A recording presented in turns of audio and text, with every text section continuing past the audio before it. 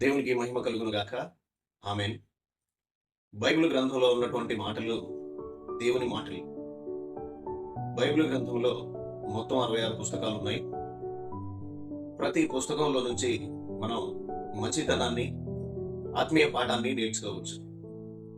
అలాగే 1189 అధ్యాయాలు ఉన్నాయి.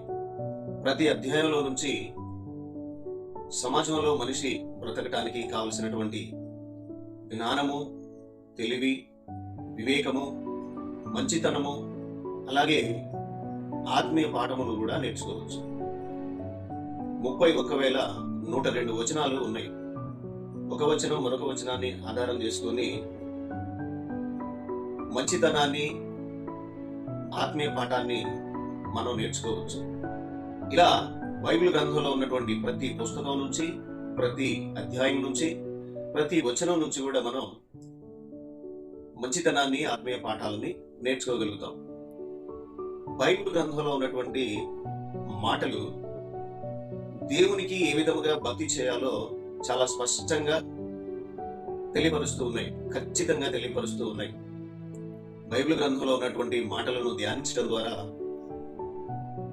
దేవుడు అంటే ఏంటి, ఎలా దేవుణ్ణి మనం చేరుకోవాలి, ఏ విధంగా దేవుణ్ణి ఆరాధించాలి అనే విషయం మనకి అర్థమవుతుంది. దేవుని వాక్యము ధ్యానించటం వలన పరిశుద్ధత అంటే ఏంటి మనకి అర్థమవుతుంది. మానవుని యొక్క పరిస్థితి ఏంటి అని అర్థమవుతుంది. మానవునికి దేవుడు ఎంతగా అవసరమై ఉన్నాడో అర్థమవుతుంది. అసలు దేవుడు లేకుండా మానవుడే లేడు అనే సంగతి దేవుని వాక్యము మనకి స్పష్టంగా తెలియపరుస్తుంది. అంతేకాకుండా మనిషి ఈ లోకంలోనికి దేవుని దగ్గర నుంచే వస్తున్నాడని, అలాగే తిరిగి మరలా దేవుడు పిలిస్తేనే ఈ లోక ప్రయాణం ముగిస్తున్నాడని కూడా దేవుని వాక్యం తెలియపరుస్తుంది. ఈ లోక ప్రయాణం ముగించినటువంటి మనిషి పరలోక మార్గాన్ని చేరుకోలేడని, తనంతట తానుగా పరమును చేరుట అసాధ్యమని, ఆ మనిషికి ఒక మార్గం అవసరమై ఉన్నదని దేవుని వాక్యం తెలియపరుస్తుంది. ఆ మార్గం ఎవరో కాదు, ప్రభు అయిన యేసుక్రీస్తు వారే అనే సత్యాన్ని కూడా చాలా స్పష్టంగా బయలుపరుస్తుంది. బైబిల్ గ్రంథంలో ఉన్నటువంటి మాటలన్నీ కూడా మనిషిని పరిశుద్ధులుగా మార్చడానికి, మనిషిని దేవుణ్ణి ప్రేమించే వారిగా మార్చడానికి ఉపయోగపడుతున్నాయి.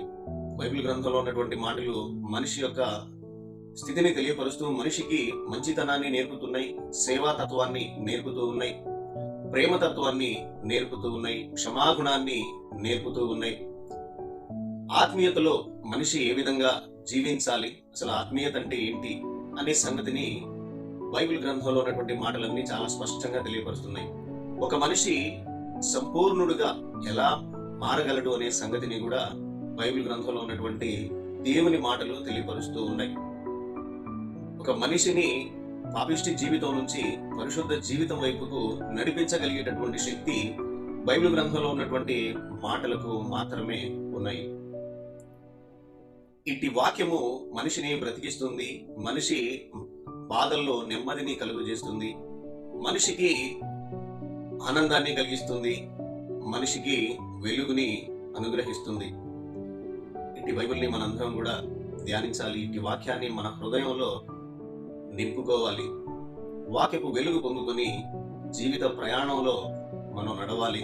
అలాగే ఈ వాక్యపు శక్తి వలన పరలోక మార్గంలో మనం పయనిస్తూ ఉండాలి. అటు రీతిగా దేవుడు మనందరినీ దీవించునుగాక.